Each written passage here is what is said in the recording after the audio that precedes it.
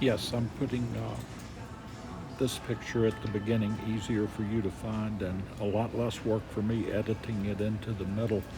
But it's the subject of this particular section is John D. Barrow, and here is more.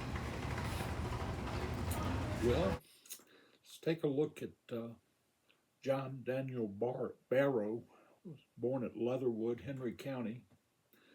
And I've got to say thank you very much to Pat Ross, the director emeritus of the Bassett Historical Center. She has been such a great resource for me, if not the greatest, the best resource I've had doing genealogy research in that part of the world. And after she took a look at the documents and the YouTube videos, she did a little research there. She uh, sent me some material from one of the books in their collection, The Barrow Family of Virginia. Um, and that's where the copy of the tintype that is uh, you're looking at right now is where I got that. She also provided considerably more detail, and I'll read a little bit of it. John Daniel Barrow was born at Leatherwood, Henry County, Virginia, where he owned a small farm and served as a patrolman in his community.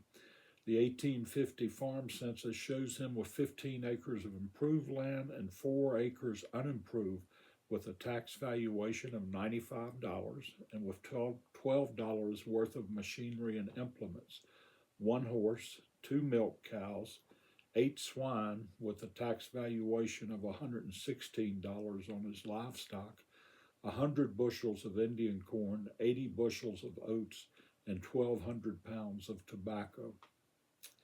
Um, it also shows him receiving a voucher for $233.50 from the estate of his father, for which, if I'm not mistaken, he was the executor of the estate. The other thing in looking at this, the information that Pat sent, it indicated he lived on what is now, and I'm assuming then was called Barrows Mill Road, which intersects just to the west on Dyer Store Road going south from Ravenscroft Road, where Silas Mentor, Reverend Silas Mentor, the area he lived in. So they were close to each other, and it was also close to Silas Jr., but the Barrows Mill is on Beaver Creek, which drains to the northwest, away from near that intersection of Ravencroft Road, and is a little further over than Leatherwood Creek, which was right behind Silas Mentor Jr.'s property in the site of Reservoir Number 2, which drains to the southeast. So there may have been a little distance. I was thinking of them as, their properties adjoining, but they may have been a little distance. And it indicated when I looked and I saw that 1 horse, I wonder if him and Silas Jr. were co-farming so that they could also use each other's horses and draft animals as a way to kind of combine their resources. He wasn't a very large scale farmer at all, but he was the grandson of one of the early settlers of Henry County, as was his wife, and as was Silas Mentor. Reverend Silas Mentor was actually the son of John Mentor, and I'll go into them in more depth later. But John Mentor, Daniel Barrow's grandfather, these were all some of the first men in that area. They had pretty substantial land holdings.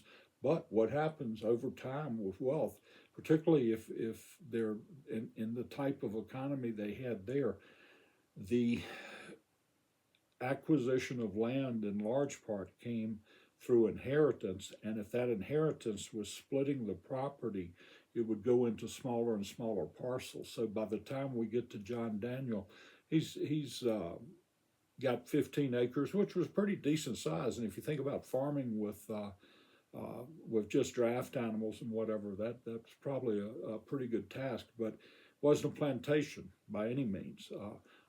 Reverend Silas always referred to his place as a plantation, but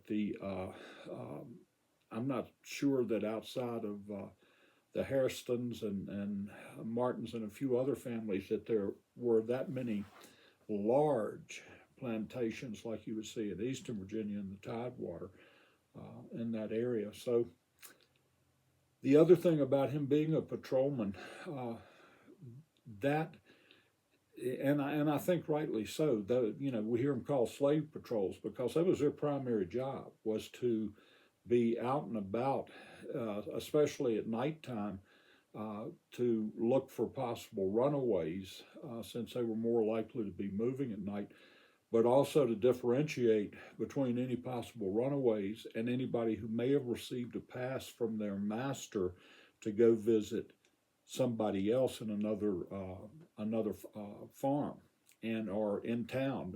This was about 5 miles as the crow flies into the center of Martinsville at that time, around the courthouse area. And they could differentiate between who had a pass and didn't. And as we see in the testimony in the trial, that the patrol was authorized if a slave was out there who didn't have permission to be out there, they could administer a whipping, it sounded like, right on the spot, and then return them to where they were supposed to go. And one of the things that made me think about John, the fact that he was a patrolman, that indicates that he had been in the position to whip slaves before. If he was doing that particular job at times, you wouldn't think he would have any hesitation necessarily in doing that, which gives me a little more reason to look at the fact that he had never himself whipped Jack, that he admitted that he'd thought about it one time and didn't because he thought it would upset his wife, but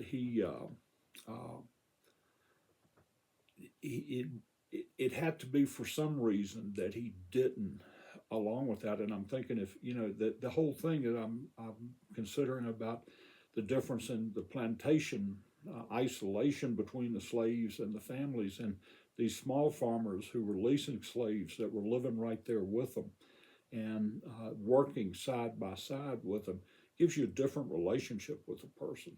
One of the problems I think we have today is, we have segregated ourselves so much into little, both racial and ethnic neighborhoods, but also economic neighborhoods. We really don't have as much. But I'm digressing. The few other things to look at here. His wife was Elizabeth Belcher, and I'm hoping I'm going to be in Virginia in a couple of weeks, and I hope to do a little more research on this because it indicates that she is the daughter of, let me see here. Sorry.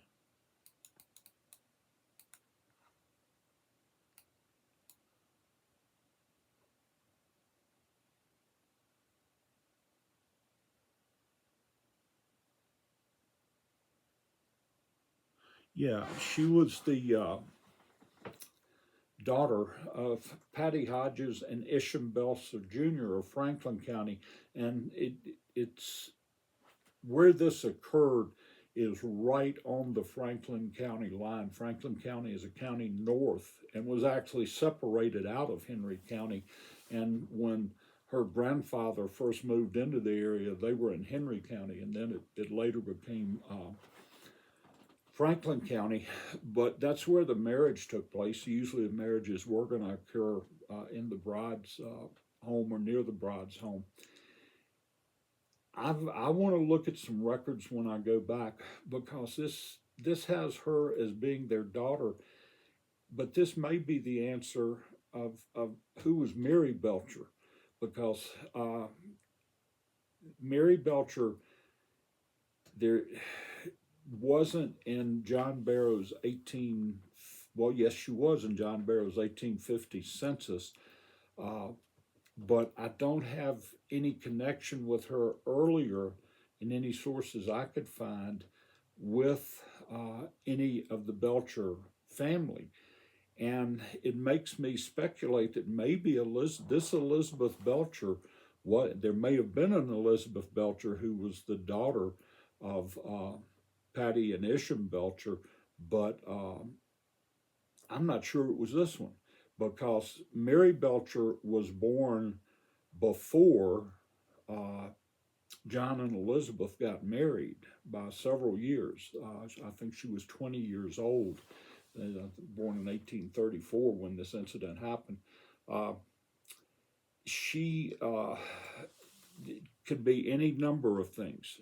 She could be a cousin, a family member of some sort who, in those days, if you were orphaned or there were problems in the household or whatever, if they couldn't support a full family, they might send uh, the child to live with somebody else, and she may have gone to Elizabeth for that reason. I thought she might be Elizabeth's younger sister, but if she was, she should have shown in the 1850 census for the Belchers, and she didn't. And it makes me speculate that, again, could have been a distant family member. Don't think she was a sister. And the other possibility is that this Elizabeth Belcher had been married, was widowed, and came into the marriage because she was older by several years than John, and she may have been widowed and came into this marriage. I'm going to do a little more research on that. And like I say, when I go to Virginia, and also see if I can find anything else online. But we still don't really know the relationship of Mary Belcher to the whole family, other than that they seem to consider her family. And at one point, she was referred to as sister by one of the brothers, or somebody talking about them referred to her as a sister. And so that lends a little more credence that maybe Elizabeth had been married before, but I'll do a little research on that. The other things that I was really glad when I got the tintype copy of a tintype that is the picture you're looking at, that gives us an idea of what that hat looked like, because I think the hat, there's a big issue with the hat and the in how it might have indicated what happened in the field that day. So it was good to have that. I'm going to put these documents up with links on the YouTube page if you want to look at the specific things from the Barrow family history. The documents I have and any others I get, I'll put up there. But there are a lot of questions, and it's this whole thing, it's a history. You try to research and find as much as you can, but you have to be careful to differentiate between speculation and what you've got hard facts for, what you've got documents for. And most of what I just said was kind of speculation, and I like for people to, discuss. I think that's a good start for discussion, but you always need to be clear that you've got something to back it up. Okay, thank you.